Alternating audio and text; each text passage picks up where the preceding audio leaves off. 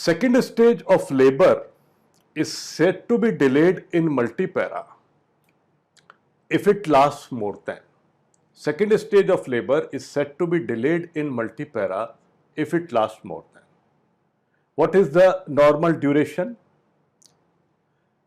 First stage, latent phase, primipara up to 12 hours, multipara up to 8 hours. Second stage, primipara up to 1 hour, multipara up to 30 minutes. What is delayed second stage? In primipara if more than 2 hours. In multipara if more than 1 hour. What is arrest of second stage? Primipara more than 3 hours, multipara more than 2 hours. What is the management of delayed second stage? Station +2 or more than +2, forceps vacuum. Station less than +2, Caesarean section. Management of arrest of second stage, Caesarean section. Third stage normal duration, active management 5 to 10 minutes. Passive management 15 to 20 minutes. When it is called delayed, if it is more than 30 minutes. It is also called retained placenta. Management of retained placenta or delayed third stage, manual removal of placenta. Here have a look. Second stage of labor is said to be delayed in multipara if it lasts more than 15 minutes. No, 15 minutes we have written passive management 15 to 20. 30 minutes, third stage, normal if it lasts for more than 30 minutes, third stage. Then it is called delayed third stage. 30 minutes we have written in deep transverse arrest also. 60 minutes, yes, second stage. Normally in multipara it is completed in 30 minutes, but what is delayed if it lasts more than 60 minutes?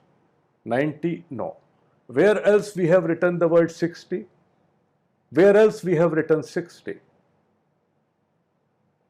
60 seconds, my loving students, not 60 minutes. Where did we write 60 seconds? Shoulder dystocia. If there is how much time interval between delivery of head and shoulder, it is called shoulder dystocia. More than 60, what? Pyare pyare bachcho, not 60 minutes, 60 seconds or 1 minute. That is called shoulder dystocia. So answer here is 60 minutes.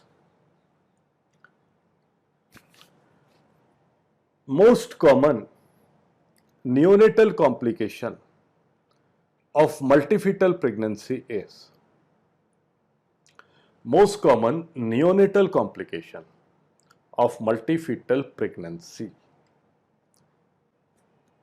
Prematurity. Let's have a look. Asphyxia. Most common neonatal complication of multifetal. No. Asphyxia we have written second most common complication, second most common neonatal complication of diabetic mother is hyaline membrane disease that may lead to asphyxia, second most common. And then we have written asphyxia. Asphyxia is an indication for early cord clamping. Early cord clamping, asphyxia is an indication. We have to save the life. But it is not most common neonatal complication of multifetal pregnancy. Postpartum hemorrhage, it is answered to the MCQ. Postpartum hemorrhage is most common maternal complication of multifetal pregnancy. Yes. And where else we have written postpartum hemorrhage is most common maternal complication. Most common maternal complication of shoulder dystocia drill. Postpartum hemorrhage. Most common maternal complication of multifetal pregnancy, postpartum hemorrhage. Most common cause of maternal mortality in India, hemorrhage, postpartum hemorrhage. Second most common cause, indirect cause of maternal mortality is anemia. Most common direct cause of maternal mortality in India is postpartum hemorrhage.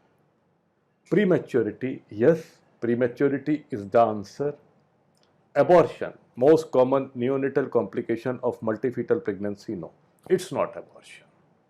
It's not abortion. Abortion we have discussed, abortion is a topic, and where else we have written the word abortion. Most common complication of congenital malformations of uterus is abortion. Most common complication of congenital malformations of uterus is abortion. And treatment of congenital malformations of uterus is indicated if there is history of recurrent abortion. Recurrent abortion is also called habitual abortion. How many? 3 or more than 3. Similarly, recurrent breach is also called habitual breach. When do you call it recurrent or habitual breach? If there is history of 3 or more than 3 breach. Let's come back to our MCQ. Most common neonatal complication of multifetal pregnancy: asphyxia gone, postpartum hemorrhage gone, abortion gone, prematurity is the correct answer. Rizwana, 34-year-old patient, comes with pain in abdomen, bleeding per vaginum, and loss of fetal movements. 1 minute, 1 second. 34, age 34. Complaint, pain in abdomen, okay. Bleeding per vaginum, okay. Pain and bleeding.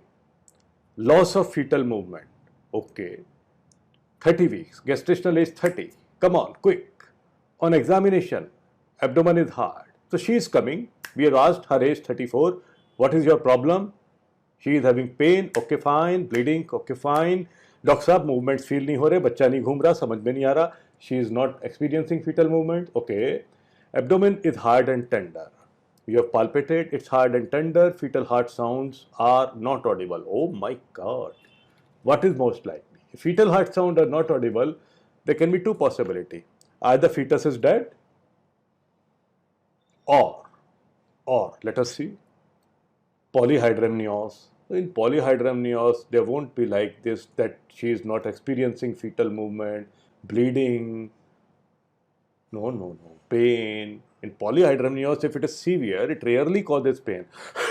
It causes respiratory discomfort.